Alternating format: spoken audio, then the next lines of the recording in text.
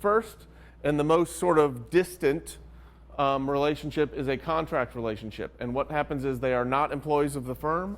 They do not get benefits typically.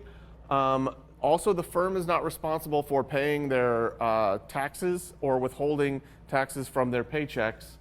And the advantage to this is there's generally less legal liability for the company. But there are several things to bear in mind.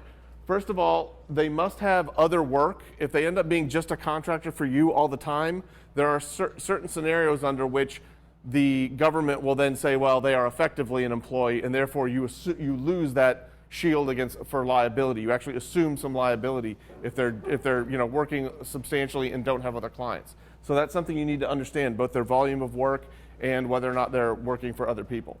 Another thing is they must pay the payroll taxes themselves, and that includes withholdings. This is important if you have someone who's been working for a big company or just out of school and hasn't had a lot of work experience themselves. They will assume, they might be used to assuming that the employer is withholding their taxes, which you will probably not be as a contractor, and so they could ultimately end up with a big surprise. Oh, I owe the IRS 10 grand. I wasn't planning on that and I don't have it. So you need to sort of prep them and manage their expectations for that. You also assume the responsibility for, even if you're not giving like W-2s to the IRS to tell them how much you paid them, you do have to do another piece of paperwork called a 1099.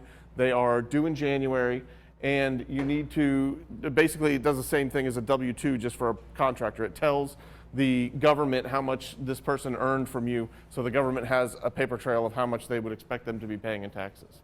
It's also important to note this might limit your talent pool. One of the reasons is not everybody wants to work on a contractor relationship. I've oftentimes observed that in the sort of startup space, it's best for people that are young and starting out and haven't made anything yet, so their expectations about lifestyle and salary are modest, or for people who've already had a successful exit and don't have to worry about work because they love it, not because they have to. The people in the middle there, sort of the 30s and the 40s who have families and houses, and this is actually really difficult for them to do startup work because a lot of these arrangements don't work for them unless they have sort of a critical mass of contract relationships for some steady income. We already talked about surprise tax liability. The next level of sort of closer to the firm is something called a professional employer organization, or a PEO. These are where a separate third party, you'll hear companies like TriNet talk about this, the employee that you are effectively hiring is actually an employee that becomes an employee of the PEO. The advantage of this is sort of it's a middle ground. You can oftentimes offer benefits, and a PEO can aggregate employees and negotiate group rates so that they can offer benefits for less expensively, but you still get the employee and you still get some of that legal shield. They're not technically an employee of your firm. And oftentimes they'll get either cheaper benefits or more choices than you could get on your own as a small firm. The important thing to remember is you have to actually pay the PEO for this service, so you're not necessarily getting that for free. And still, to some employees, they don't consider that as secure. I use the phrase, if you love me, you'd put a ring on it. They wonder, like, why are we doing this if you really want me working for your company? Yes?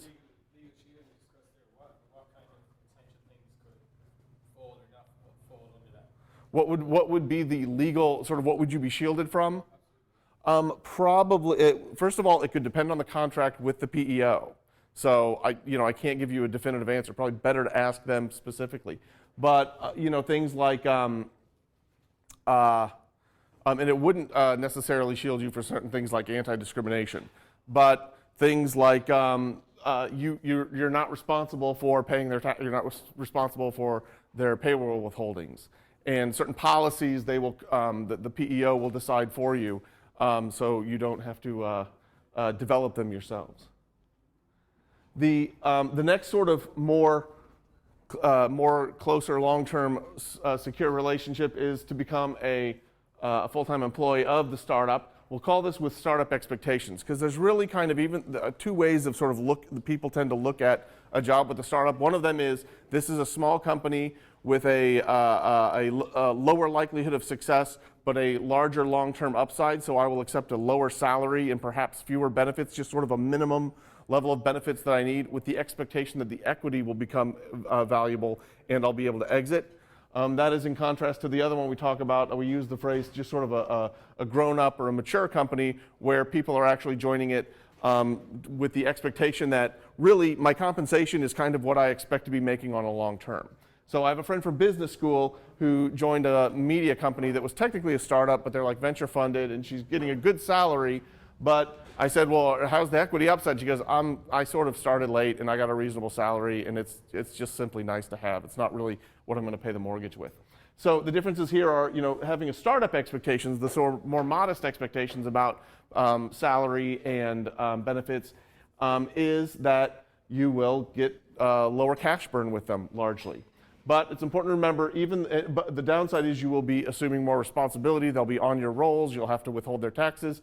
There are ways to mitigate that, though. For example, payroll services can tell you how much you need to withhold, or they can actually do the withholding for you and transmit the documents to the IRS. That's a nice to have. You can still outsource your benefits. So even if you don't go with a full PEO where it's their employee, you can still go to a broker. We'll get into benefits in a minute. So there's third parties to handle payrolls and benefits.